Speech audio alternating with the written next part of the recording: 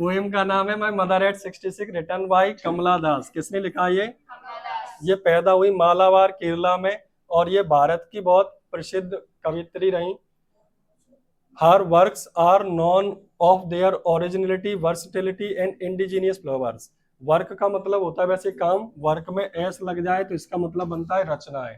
तो उनकी जितनी भी रचनाएं कविताएं वगैरह जो भी कुछ लिखी है उनमें ओरिजिनलिटी है, मतलब जो उनको सही फील हुआ वो उन्होंने डायरेक्ट लिख दिया। वर्सटैलिटी, वर्सटाइल एक्टर सुना है? वर्सटाइल एक्टर मतलब जो हर प्रकार के रोल को निभा ले उसको वर्सटाइल कहते हैं। तो ये हर प्रकार की कविताएं लिख लेती थी। इंडिजीनियस फ्लेवर ऑफ सॉइल यानी मिट्टी की खुशबू, यानी जमीन से जुड़ी हुई है ये, ठीक है, हर बात को बहुत अच्छे से बताती हैं। कमला दास हैज पब्लिश्ड मैनी नॉवेल्स। इन्होंने बहुत सारी नॉवेल्स भी लिखी, बहुत सारी शॉर्ट स्टोरीज भी लिखी है, ठीक है, इंग्लिश में भी और मलयालम में भी, क्योंकि केरला की है, केरला में मलयालम भाषा बोली जाती है। अब इन्हीं की एक किताब है जिसका नाम क्या है, माधवी कुट्टी, ठीक है, केरला में नाम रखा उसने, मलयालम भाषा में लिखा है, क्या लिखा है, माधवी कुट्टी। ये एडिशन है 5 किताबों की, यानी पोइट्री की 5 किताब लिखी है, पांचों किताबों को मिला के एक पूरा ग्रंथ बना दिया जिसका क्या नाम दिया इन्होंने, ठीक है। इन्होंने इसमें बताया क्या है, इंसान के रिलेशनशिप के बारे में, इंसान के आपस में रिलेशंस कैसे होते हैं। इस पोएम में क्या बताया गया, अपनी माँ के बारे में, और उन्होंने चैप्टर का नाम रखा पोएम का माय मदर एट 66। जैसा टाइटल से समझ में आ रहा है कि उनकी माँ कितने साल की हो गई है। चलो छोटी सी पोएम है, थोड़ा गौर करना।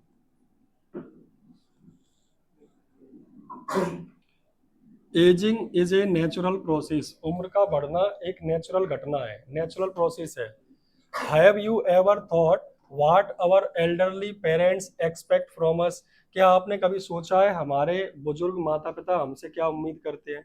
आप सबके माता पिता बुजुर्ग नहीं होंगे, अभी तो जवान होंगे मम्मी पापा, दादा दादी की बारे में फील कर सकते हो कि वो हमसे क्या उम्मीद करते थे। तो ध्यान से सुनो, ये माँ के बारे में कहानी है।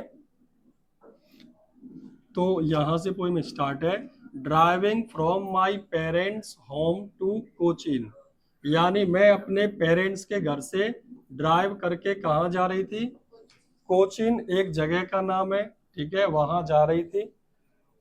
कमला दास गाड़ी चला रही है, अपने घर गई थी, घर से वापस कोचीन जा रही है, एयरपोर्ट पे पहले पहुंचेंगी। और इनके बगल में कौन बैठा हुआ है, इनकी माता जी। कब जा रही थी ये वन वर्ड क्वेश्चन रहते हैं कि कमला दास कहाँ जा रही थी, कोचीन। कौन से दिन, फ्राइडे को। I saw my mother beside me, मैंने अपनी माँ को देखा अपने बगल में। पहला पॉइंट है डोज, इसका मीनिंग आता है, डोज का मतलब होता है हाफ स्लीप। हाफ स्लीप मतलब आधी सोई हुई, कुछ लोग होते हैं। एंड ओपन माउथेड, मुंह खुला हुआ, कुछ लोग देखे हैं क्या, गाड़ी बस में सो जाते हैं। मक्की भी आई हाथ से हटा दे, बस जगेंगे नहीं, चलते चलते रास्ते में सो लेते हैं, पता नहीं कैसे नींद आ जाती है। और एक तो बहुत खतरनाक सोते हैं, सो रहे होते हैं आधी आंखें खुली होती हैं, तो जे सोने वाले कुछ अलग ही है। तो जो चलते चलते रास्ते में सो जाए और तुरंत जगाओ तो हाल जग भी जाए, उसको क्या कहते हैं, dose, half sleep. Open mouthed, her face ation like that.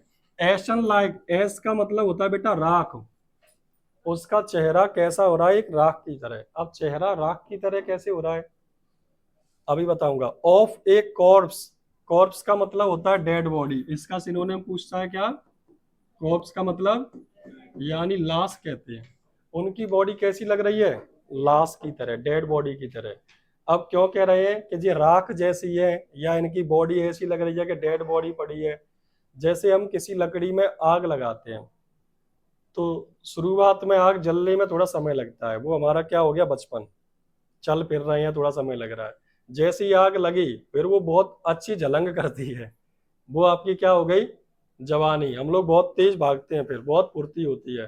फिर धीमे जब आग लग जाती है फिर एक मीडियम रेंज में आग जलती रहती है, वो उम्र हो गई आपकी 30 से 40-45 तक की। फिर आग बुझती जाती है, फिर अपन क्या चले जाते हैं, डाउन में। फिर बिल्कुल लास्ट में रह जाती है 50 से 60 वाली आग। उस आग में मतलब क्या, आग से रिप्रेजेंट कर रहा हूँ आपकी, फिर वो कैसी रहती है, धड़कती रहती है। 60 के पार जाके आग बुझ जाती है, केवल उसमें जो राख है उसमें गर्मी तो रहती है लेकिन आग नहीं होती। तो बता रहा हूँ, पेप्स में नहीं बताया गया, इसमें केवल इतना बताया गया है कि उनकी माँ कैसी लग रही है, राख जैसी। जैसे राख में हल्की सी गर्माहट होती है बट वो एनर्जी नहीं होती, ऐसे इनकी माँ में आत्मा तो है, जान तो है, लेकिन उनके अंदर एनर्जी नहीं है। उनकी बॉडी कैसी हो गई है, डेड बॉडी की तरह। रियलाइज्ड विथ पेन, इस चीज से मुझे क्या होता है, बहुत ज्यादा दर्द होता है। That she was as old as she looked, इतनी बूढ़ी हो चुकी है जितनी कि वो दिख रही है, हकीकत है। तो क्या है, जब माँ के बारे में सोच रही है कि मरी सी लग रही है, कहीं कुछ हो ना जाए, मैं इनको छोड़ के जा रही हूँ, वापस आऊंगी तो मिलेंगी कि नहीं मिलेंगी, तो इस बात का उसे क्या है, डर है। तो जब भी हमारे घर में कोई दादा दादी अम्मा बाबा कोई भी बीमार हो जाए, या मम्मी पापा भी कहो, तो जब वो लेटे हो तो ऐसा लगता है यार कुछ हो नहीं जाए, कहीं ऐसा तो नहीं हो जाएगा रात को, ऐसा होगा मर जाएंगी, ऐसा होगा जो हो जाएगा, मतलब उल्टे सीधे ख्याल दिमाग में आते रहते हैं।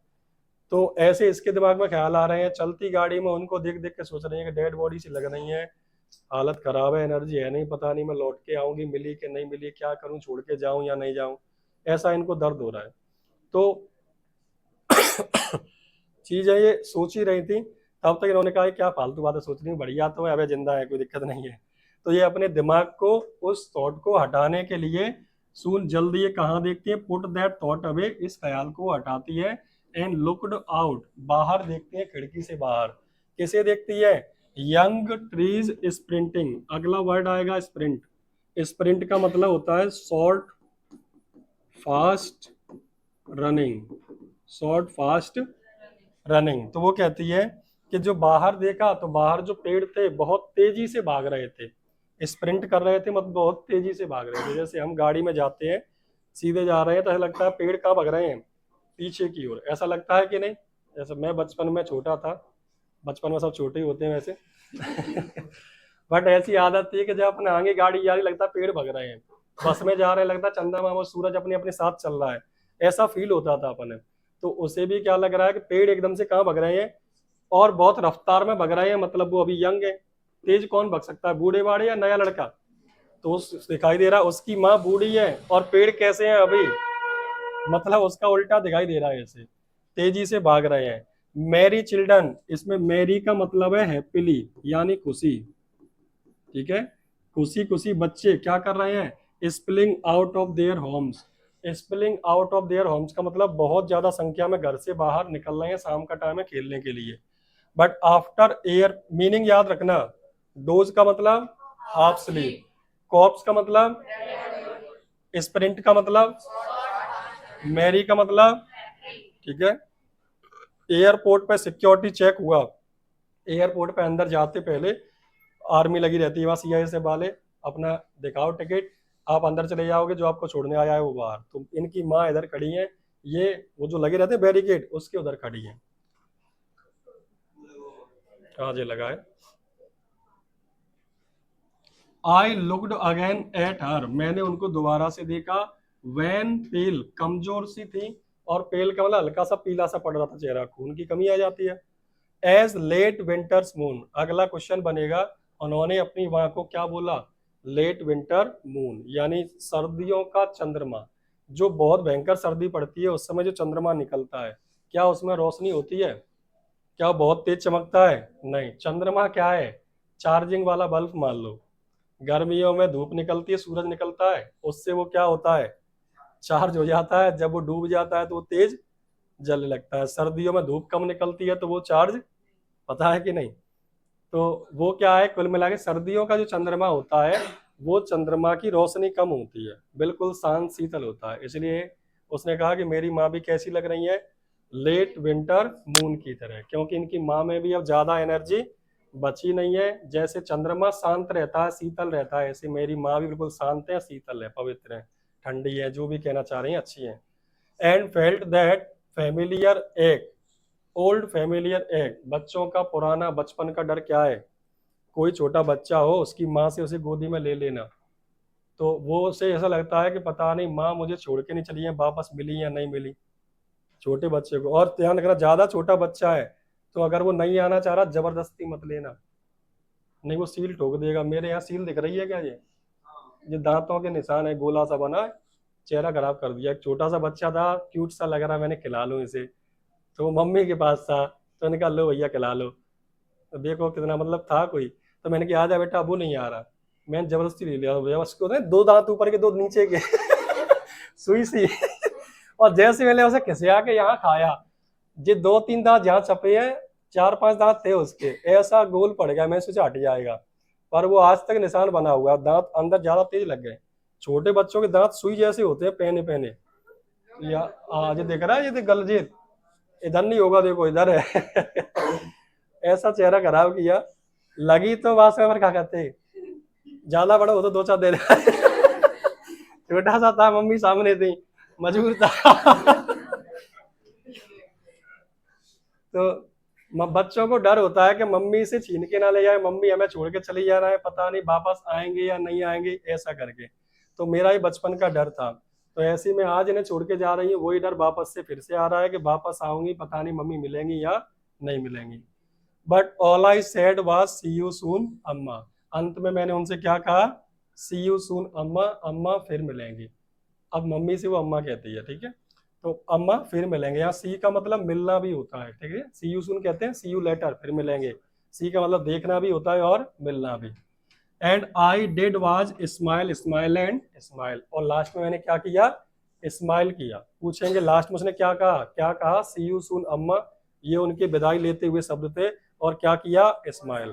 क्या स्माइल उनकी सही थी या फेक थी, फेक थी। अंदर से रोना आ रहा था, बट वो रो नहीं पा रही, क्योंकि इसने रोना चालू किया तो मम्मी भी अब रोने लगेंगे, दोनों रोने लगे तो होगी फिर विदाई। वे कहे ललित चल करे रहने। समझ में आ गई।